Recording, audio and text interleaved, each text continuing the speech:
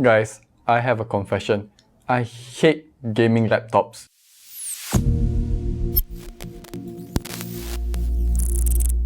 Before I get into what I just said, let me introduce you to the new Illegear Ionic Touch. It's an Ultrabook in collaboration with Intel. So Intel provides the body and Illegear or other brands will spec it as they see fit. Actually, the only thing you can spec out of this is the M.2 NVMe drive and the operating system. Anyway, I'm really liking what I see so far. It's a very sleek design. The body is made out of a CNC anodized aluminium. So gaming for me is something done on a desktop and at home. You won't see me carrying a gaming laptop around, but I will definitely be carrying a productivity machine. That's why I'm so excited when Illegear announced the new Ionic Touch. Now don't get me wrong, the Illegear Ionic Touch is a very capable machine. My specific unit comes with the latest Intel 11th Gen Core i7 CPU with Iris Xe graphics technology, a 512GB M.2 Gen 4 NVMe SSD, 16GB of 4200MHz RAM,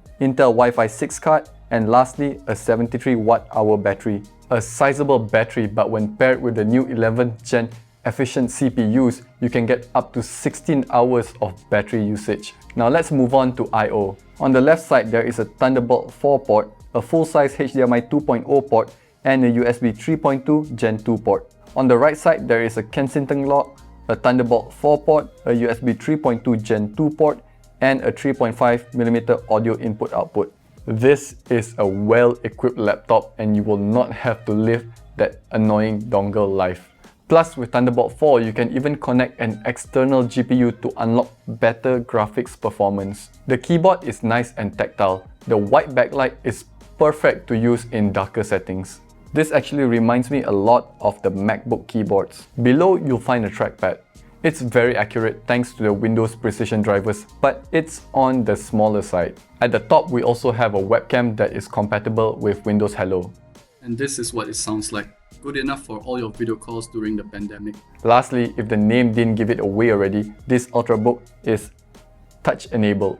In fact, the screen goes all the way down, which is maybe a more comfortable touchscreen experience. In terms of touchscreen performance, it worked really well and I didn't have any problems with it so far.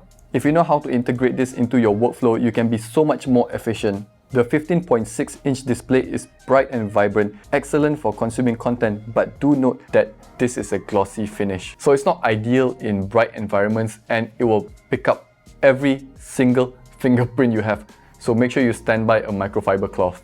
Illegear has also equipped the Ionic Touch with the Samsung M.2 Gen 4 NVMe SSD. So you can expect excellent read and write speeds as shown by the Crystal Disk Mark results.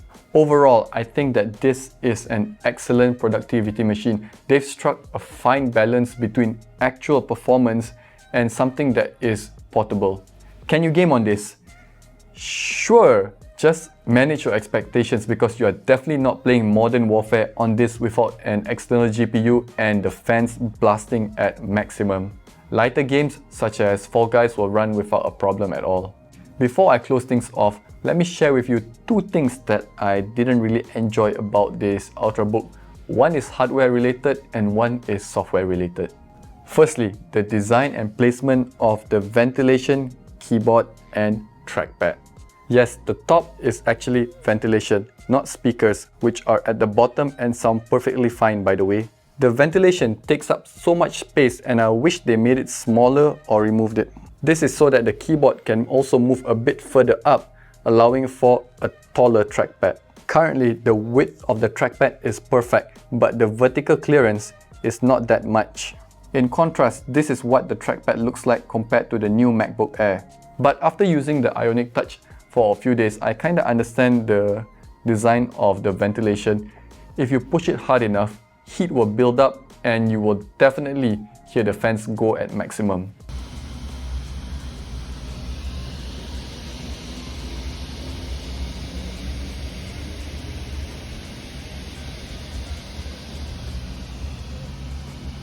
Under normal usage, you won't really hear the fans that much. The video just now was when I was doing the benchmark. Secondly, as soon as I used the laptop, I realized that the screen is a little bit too bright. The obvious thing to do is to reduce the brightness, right? But there's this software glitch where the brightness settings do not change until you hit the last value in the brightness. It's weird and quite annoying. I believe that this can be easily fixed with a software update. Nonetheless, it's still an awesome Ultrabook, and based on what I've seen, I'm really excited with this collaboration and for future iterations. That's it for this video. If you guys have any questions, just drop them in the comments section below, and I'll see you guys for the next video. Bye!